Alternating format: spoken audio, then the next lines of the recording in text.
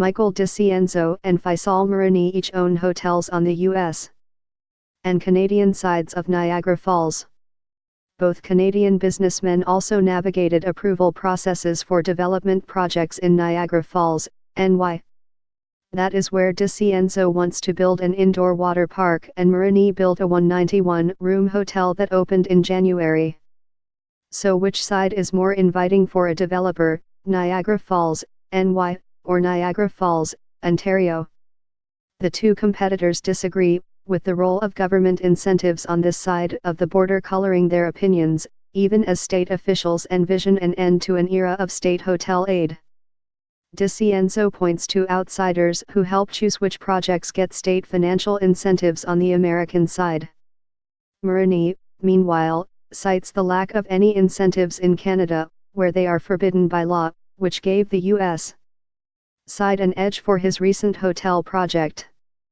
DiCienzo likes the Canadian approach. Basically, it's free enterprise, DiCienzo said of Niagara Falls, ONT. They let the locals who know the market develop the market and operate in the market. And the other side, in Niagara Falls, NY, particularly with the state, they prefer to bring outside people in who don't necessarily know the market, and you have a political environment where they're trying to know what's right for the tourism industry, he said. Michael DiCienzo of Canadian Niagara Hotels in front of the Sheraton on Falls Avenue in Niagara Falls, ONT. Sharon Cantillon/Buffalo News. DiCienzo owns 6 hotels in Niagara Falls, Ontario, and he plans to build 3 more there costing hundreds of millions of dollars.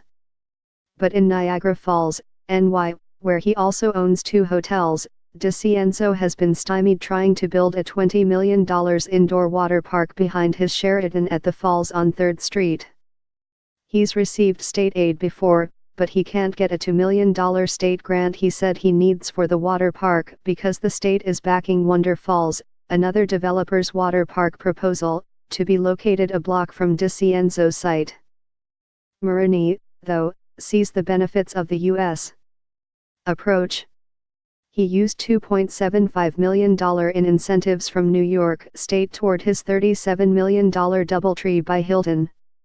We've developed a couple of hotels in Niagara Falls, NY, and that's while owning land in Niagara Falls, Canada, that we haven't developed, Marani said. The incentives made it an easier decision on where to build. Faisal Marani owns the DoubleTree by Hilton at 401 Buffalo Avenue in Niagara Falls, NY. Sharon Cantillon/Buffalo News. Hotel boom in recent years, with help from state and local incentives, downtown Niagara Falls, NY, has seen a hotel building boom. There are 15 hotels, with a total of 2,807 rooms, between Niagara Falls State Park and the Niagara Scenic Parkway Traffic Circle, according to a new consultant's report obtained by the Buffalo News. There are 12 hotels with nearly 5,000 rooms in the Fallsview district on the Canadian side. Of course, developers consider more than incentives when deciding where to build, taking into account market conditions and costs. Experts agree the Canadians have advantages, more attractions, and a better view of the falls that outweigh any state aid package.